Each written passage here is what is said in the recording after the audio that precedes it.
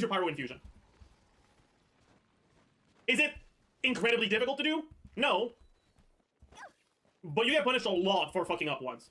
And that's effectively what happens in the Gaming Kazuha teams. Which is, you end up in a situation where you have to swap into Kazuha exactly at the right moment. With the wind. And use his E instantly. With a bit of ping, it just stops working. If you get hit, it stops working. If you're just a little bit slow, it stops working. And if you don't get your Pyro Swirl, then the teams are significantly worse, right? The whole reason you have Kazuha in the team is so that you can get that swirl. And because, like, those are just not the sort of teams where I feel really comfortable recommending them. It's like, yes, it is a team that you can do if you really want Gaming, but, like, is it the team I'm going to expect people to play? And off of which I'll make my assumptions and I'll draw my conclusions on how strong he is? No. No, it is not. Is it tighter than a Hyven swap deck? Yes, it is. I think it is. Right, so that's for, like, the Kazuha teams, right? And then you have the Xianyun teams where you just forego the Pyro Swirl altogether. And in those teams, well, if you don't have Bennett C6, they're not... Or Gaming C6, like a low constellation Gaming, without Bennett C6, it's kind of bad. Because, like, Blood is just sitting there with underwhelming as fuck damage. Waiting for his E to come back, you know? Now, is it completely terrible? No. But it's also not all that strong. And then you run into all the gameplay issues that a character like Gaming is going to have. So you guys may not have noticed this from the footage we got, but his E makes him go forward into an enemy. After which, he... You know? And then...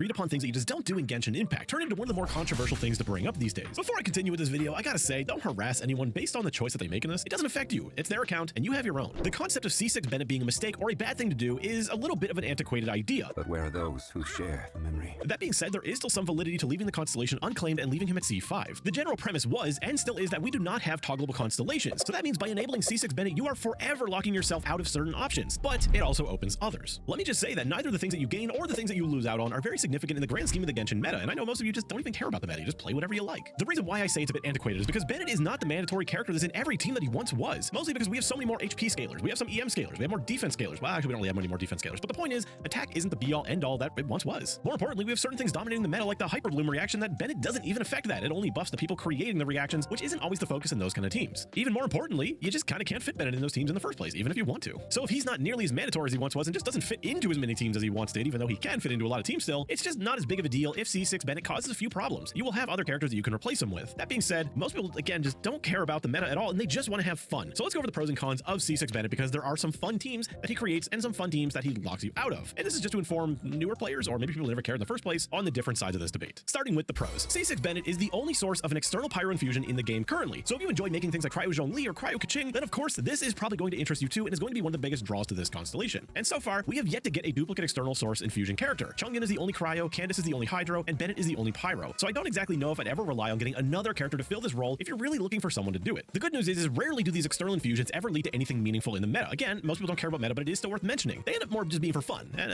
I mean, fun is the most important thing when you're playing a game, at least in my opinion. I know it's a really hot take. Moving on, Pyro DPS such as Diluc often include Bennett in some versions of their team, and they get the full benefit of the 15% Pyro damage that his C6 offers. In a case like that, it's only pure gain. Obviously, Diluc has his own Pyro infusion, so he does not rely on the one from Bennett at all. It doesn't even give him even remotely a small benefit. It's just a pure Pyro damage bonus. And let's bring up another DPS, Hu Tao. Now, Hu Tao and Bennett is something that gets brought up sometimes and something that people really don't know enough about. Now, the short of it is that if you don't have a Staff of Homa, Bennett actually is a small DPS increase for Hu Tao. Emphasis on small. It's not enough to say, just screw low HP Hu Tao and just run Bennett because it's far better. It is a little bit better, but it's not enough to justify taking Bennett out of the character roster. Now, I mean, if your other team doesn't need him, then big whoop, who cares? It's just an option is all, and not everyone is comfortable with playing low HP Hu Tao. Some people like playing full health characters, and they like to play a little bit more of a comfortable game, or maybe they just don't have Zhongli. In any case, C6 Bennett does benefit Hu Tao, and even without C6, it's still a benefit. It's just obviously better because she is a Pyro DPS. And much like Diluc, she does not need that Pyro infusion. That baked in downtime that she has is for her supports to renew their abilities, and so you can get Hu Tao's stamina back, so the infusion is not really a benefit. And finally, one thing about C6 Bennett is that despite the wording on the constellation, this bonus does actually work with any weapon type, the 15% Pyro damage bonus to be clear. And that's just a pure bonus for characters like Yoimiya, Yanfei, Klee, or Linny. And I guess as one last thing, as a pro in the category, it's not really a pro, but in reality, C6 Bennett just doesn't mess with that many important teams like I said earlier. And many people could enable it and potentially never notice a difference. But that leads us right into what is, in my opinion, one of the biggest cons. C6 Bennett locks you out of any potential characters that would be really least N needs Bennett but can't use him if it infuses them. This is mostly physical characters, which leads a lot of people to going, oh, that doesn't matter, because physical is extremely unpopular. People don't like physical, people don't generally want physical characters, and I'm not saying everybody, of course it has its fans. I just don't think I've ever taken part in a C6 Bennett debate where somebody has not said that the downside of physical being ruined by C6 Bennett literally doesn't matter. And it's not because certain characters we have like Eula don't really benefit from Bennett that much, it's because they just don't think physical matters. Or that we'll just never really get many more physical characters again. And I mean, to that, yeah, fair, okay, we don't exactly get many. And when we do get one, they sadly don't amount to very much. To me, it's just the hope that eventually physical is going to get an insane character. And if they are an attack-based character, there's a good chance they're going to want Bennett, or many of the teams they want will include Bennett because he's a healer and also one of the best damage buffers in the entire game. However, I'm not going to sit here and pretend that Bennett is absolutely mandatory for physical. We have characters like Razor and Eula, and even most recently Freminette, who don't always include Bennett in their most popular teams. I mean, by don't